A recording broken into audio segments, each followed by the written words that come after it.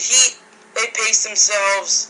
I noticed like the Heat when they played Utah or even when they played Atlanta that went to overtime, they knew they were going to win the game the whole time. Yeah. Utah, it was close into the third quarter. By the 5-minute mark of the fourth, Utah was down 15. And it's that game in Atlanta.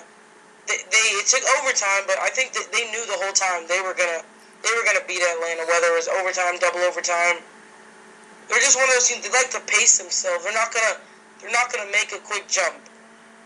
Like they're not gonna like at the beginning of the season when they played Philly, and they were down by 15 at the end of the first quarter. I still think they thought they were gonna win that game. Yeah, and then they started hitting all these threes and James driving and all these, but they just came up short. Yeah. Because of Michael Carter Williams having that incredible game. Oh gosh, he's great. He's great. Yeah, you know what? I'm a big Syracuse fan, but I did not think he was going to end up like this. Oh, me neither. I had no idea. I wish I knew or had some special fortune telling type of mind, but I don't have that, unfortunately, and I couldn't really foresee Michael Carter Williams having that type of impact.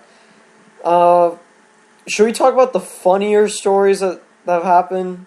Yeah, let's do those right now. Meta thinks he's an alien, and JR, well, we already know this. He's always hit the nightclubs, but Meta thinking he's an alien is, to me, one of the weirdest things. I'm going to read this quote from ESPNNewYork.com, Slam Online. This is how you find all the stuff. You find it all on Slam Online. So basically, Meta and company and the team had a meeting with James Dolan, the Knicks owner, and he was asked by reporters what he thought about what Dolan had to say during the meeting, and this is what he had to say. "I'm not a player. I'm an alien," he said with a straight face. "I wasn't actually there. I was in another galaxy with my galactic friends." Is he an alien, or is he just flat out crazy? I think he's crazy. I don't know. I think he was being sarcastic. Yeah, I mean, I don't know. This guy's... He just... Yeah, I have no idea what's going on with Meta's mind, but maybe the losing has kind of gotten to his head a little bit, and he doesn't know how to respond, and I don't blame him. So, Meta, I know you may think you're an alien, or whether we take that or you take that sarcastically, please don't come out with any of those comments again. I mean, please don't. You brought this up. You said, who's the biggest train wreck in the NBA? Who do you think it is? Team or player? Let's go player this time. Ooh. I got one. You say yours first. Okay, this one's kind of not a surprise. DeMarcus Cousins. What? Well, okay, Okay, this is more of a general thing, not a specific, this week DeMarcus Cousins blew up. I'm talking about in general, DeMarcus Cousins has kind of been a train wreck. This season, I think he's gotten better. Yeah. Just like Tyreek Evans was saying when he sees the papers and he's seeing DeMarcus Cousins for mostly good things because he's not getting many technicals or he's not getting in fights or suspended. I think he's playing. I know I'm not a Kings fan. I'm not a DeMarcus Cousins fan, but I think he's playing as the second best center in the league behind Dwight Howard. Okay, that's arguable, but arguable. No, I mean no, you're right. Because Hibbert? Roy Hibbert's been underperforming honestly all year. I've been trying to trade him for fantasy actually. But I've never viewed Hibbert as a regular season guy. He just jump hooks Miami to death because he's a 7'4" monster in the paint. I mean, that's really what it's 7'4" against 6'8" Udonis Haslem.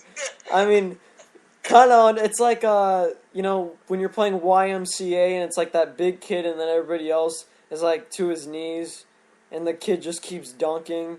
And that's basically essentially what it is for Hibbert in the playoffs. But yeah, I just think.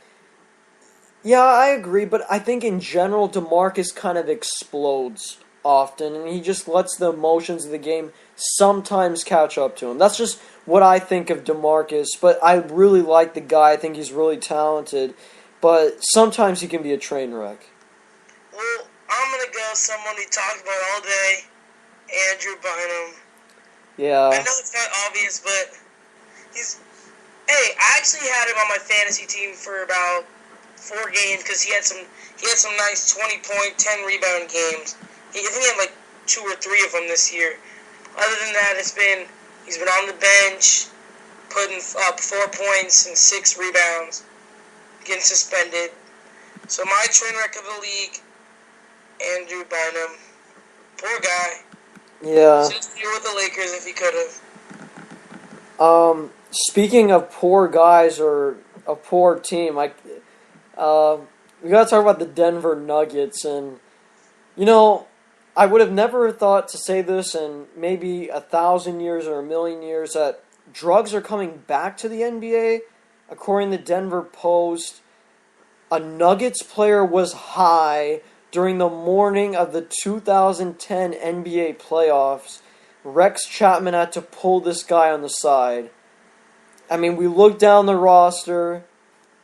I'm not going to speculate who it is because that would be completely not just unprofessional, but really mean, and I don't want to do that. But do you think this is a trend in the NBA? Like, because I've heard some people say, "Oh, this guy looks drunk on the court," or "This guy looks like this." Do you think it's a trend, or is this just a weird, freaky accident? I think it's just a weird, freaky accident. I don't think people get high. Well, I don't think NBA players just get high right before games. I think it's just Denver, and I honestly think it was J.R. Smith. No, no. You didn't have to go there. I mean, okay, you know what? I'm gonna come clean and say this. Deep down, I would have not been surprised if it was Ronaldo Balkman. I'm sorry, but every time I've seen Ronaldo, he's semi-jittery sometimes. But that's just, I like Ronaldo, but I mean, I just have to throw some wild guess, and I don't want to wrongfully accuse him of something.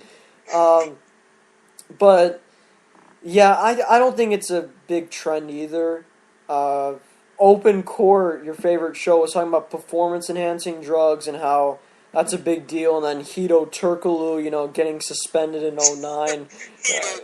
And then Hito's career went into downfall. But I don't think drugs in the NBA, they don't go hand in hand anymore. Yeah, whether it's performance enhancing or any type of illegal drug, I just do not think that it correlates directly with the NBA like it used to be back in the old days. Yeah, I'm glad, like, my favorite sport, which is NBA and, like, basketball, I'm glad it's not filled with drugs, like especially baseball or sometimes football. So I'm glad that most players try to stay away from it, try to play clean. It's fun to watch without any performance-enhancing drugs. But I had a question for you, Cameron. I just watched the highlights for the Cleveland Cavaliers Golden State Warriors game, and 2 great point guards. I'm talking great point guards in Steph Curry and Kyrie Irving. If you were starting a team and all you needed was a starting point guard, who would you take as your starting point guard? Would you rather take Steph Curry or Kyrie Irving? Oh god, that's hard. You know why I say this is hard? Because I've never seen Kyrie in the playoffs before. So I'm talking regular season. I'm not talking playoffs. I'm talking regular season. Who would you have as your starting point guard if you're going into a game against So just going into any game. I'd probably say Kyrie, but Yeah. I think that Curry is. To me, they're not good defenders, but I just think Kyrie's just slightly better of a defender. That's why I would take the nod with Kyrie. Do you think Kyrie's a better offensive player also? Yes, but I think slightly, but I feel like Curry's jump shot is so pure that he can even release it. He can shoot off double teams. I've never seen anything like it before with that quick release of his. So I think it's just kind of equal to Kyrie's offensive game in a way. Yeah, I think you're right. We know like Curry, he can shoot the three. One probably arguably the best shooter in the league right now. Some people say Kyle Korver. No. Korver. Hey, NBA TV's got that Korver counter going at 100 games. But yeah, you know he can also score off the dribble. But I think I go with Kyrie because Kyrie's also he's a good 3-point shooter, but he gets to the basket so easily. He could draw the foul if you need an and one going down. You don't feel like taking the three down the stretch. He can get you that too. That's another reason why I'm going. He brings more perks to the table in my opinion. Yeah, he's got a little bit more glamour in his game. I would agree. Everyone loves glamour. If you don't, everyone loves glamour. Yeah, that's true. Anything else? So we basically have covered everything. You know, anything you want to take out of the show, you could say. Now Charles has to take his words back. He may have to go back to the kissing the donkey ritual again.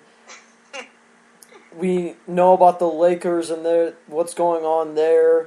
Injuries in the NBA. I mean, the borough teams in the East Coast are doing horrible still. The Eastern Conference is a logjam, and we'll see if Oklahoma City can stay at the 1 spot. It's going to be very interesting as we head closer and closer to the All-Star break, closing out, going into the new year. Happy New Year to everybody. Happy holidays. Anything you want to say before we head out? Nope. That's just Happy New Year's. Happy holidays, like Cameron said. Cameron, would you like more on air? Would you like to do what do you think of doing an NFL playoff prediction / pre-games show for everyone before the playoffs start? Yeah, I think that would be great. Oh, by the way, I promised everybody in the beginning. So, that Cardinal game, was that your first ever game at the in Arizona? Was that your first NFL game? That was my first football game, period. Oh, wow. You went to a great one. Game winner kick at the end. A family friend of ours had an extra ticket, and her cousin is Dan Williams of the Cardinals. Oh, wow. Yeah, he's a defensive tackle, and he actually had a big sack against Kaepernick. But yeah, it was my first game. It was good. It was a great game. It's so loud there. I think they said they had 48 straight sellout games. So, and then the heartbreaker, the field goal to end the game. It was sad, but it was a great game. They weren't going to make it to the playoffs anyway, but just to know. And remember, I think that's probably, in my opinion, a better turnaround than the Chiefs. I would agree. Because we know the Chiefs, they had talent. They had 6 Pro Bowlers. Yeah, even beforehand, before Reed. Yeah, no, the Cardinals came in after going 4-0 and then losing 12 in a row. With a broken down Palmer too. Yeah, they didn't have Palmer. They had Cobb, and now they're here. They end the season 10-6. That's a great year. Getting a new coach, new quarterback. You got a little older Larry Fitzgerald, but it was a great year, and I was happy I got to see the game. Patriots won also. Get a bye. Yeah. Hopefully the Patriots play someone easy. I have a feeling we're probably gonna end up playing maybe Cincinnati. That's tough. That's Yeah. tough. I think we could have